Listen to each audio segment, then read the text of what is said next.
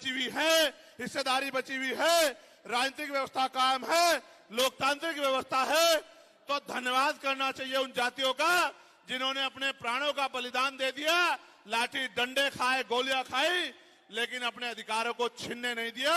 सब लोगों को उनका धन्यवाद करना चाहिए। लेकिन दुश्मन का ये षड्यंत्र है और दुश्मन बड़ा समझदार है। दुश्मन जानता है कि 2 अप्रैल 2018 के बाद में ये दलित समाज एकजुट हो गया था। जब दलित समाज एकजुट हुआ तो वो ये सोचने लगे कि इनकी एकता को कैसे तोड़ा जाए। आप और मैं जानते हैं, जब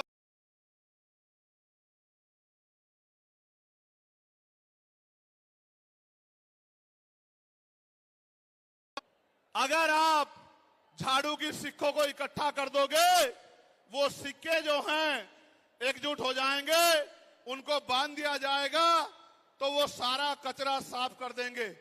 लेकिन अगर वो जो सिक्के होते हैं, अगर आपने उनको अलग अलग कर दिया तो वो कचरा साफ नहीं कर पाएंगे, वो खुद कचरा बन जाएंगे, उनकी कोई हैसियत नहीं बनेगी। इसलिए हमारे महापुरुषों ने बहुजन समाज में भाईचारे की बात की। और आप महसूस करो, बाबा साहब अंबेडकर ने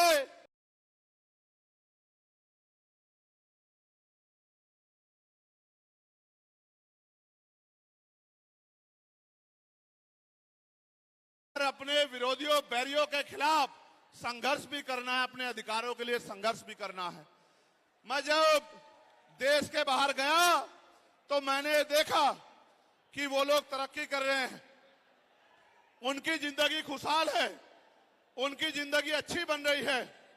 लेकिन उनकी जिंदगी तो अच्छी बन रही है, लेकिन 75 साल की आजादी के बाद आज भी भारत में 80% लोग ऐसे हैं जो रोटी कपड़ा मकान से वंचित हैं, जिनको इज्जत की जिंदगी नहीं मिल रही। तो मैं ये देख रहा था, मुझे बड़ी खुशी हो रही थी। लेकिन जब मैं भारत की तरफ देखता हूं तो बड़ी निराशा हाथ लगती है। फिर ये महसूस करता हूं कि आज जो कुछ हमारे पास है वो हमारे महान पुरुषों की संघर्ष की वजह से है। अगर हमारे महान पुरुष संघर्ष नहीं करते तो जो आज हमें मिला है ये भी हमें किसी कीमत पे नहीं मिलता।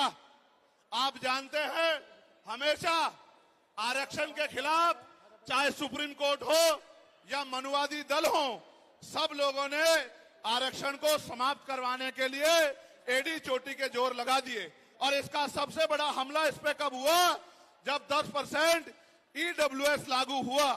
मुझे माफी चाहते हुए कहना है कि हमारे दलों ने भी हाथ उठा के, जो हमारे पूर्व के दल थे, उनका समर्थन किया, जबकि वो आरक्षण पे सबसे बड़ा हमला था। अगर उसी दिन हम लोगों ने सड़कों पे निकल के अपनी आवाज को उठाया होता तो किसी की मां ने दूध नहीं पिलाया होता कि वो दोबारा आरक्षण पे हमला करने के बारे में सोच लेता। ये भाजपा के लोग जो सत्ता में बैठे हैं, इन्होंने वोट तो आपसे हमसे ली धर्म के नाम पे, भाईचारे के नाम पे, लेकिन सत्ता में आके ये लोग अपने लोगों का काम करने लगे, अपने महापुरुषों की विचारधारा को आगे बढ़ाने लगे, और हम लोग रोटी रोटी के लिए मोहताज लोग, जुल्म जाति के शिकार लोग परेशानी की जिंदगी जीने लगे। मैं चाहता हूं कि जो जिंदगी हमारे लोग ऑस्ट्रेलिया में जी रहे हैं, ऑस्ट्रिया में जी रहे हैं, इटली में जी रहे हैं, यूरोप में जी रहे हैं, पूरे अमेरिका में जी रहे हैं, कनाडा में जी रहे हैं, इंग्लैंड में जी रहे हैं, ऐसी जिंदगी की व्यवस्था भारत में भी हो। लेकिन ये तभी संभव है जब राजनीतिक शक्ति हमारे पास हो। अगर राजनीतिक शक्ति भाजपा और कांग्रेस के पास रहेगी तो हम लोग इज्जत की जिंदगी इस देश में नहीं जी सकते। इस बात को आप लोग मेरी ध्यान रखना। ये मैं नहीं कह रहा हूं, ये बाबा साहब अंबेडकर ने कहा, political power is the master की। राजनीतिक सत्ता वो चाबी है जो आपकी सारी परेशानियों का हल कर देगी। और राजनीतिक सत्ता जिनके पास है, उनके लोग हजारों हजारों करोड़ रुपए लेके भाग जाते।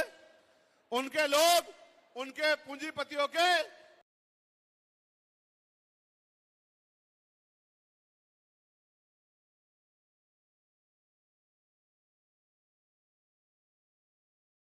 लिख के आपको जेल भेजने का काम सरकार कर देगी।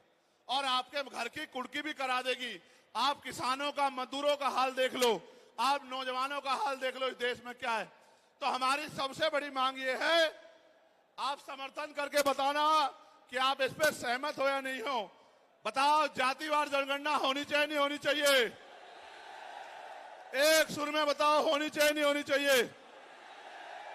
साथ साथ इस देश में जातिवार जनगणना के साथ साथ जितने भी सरकारी संस्थान हैं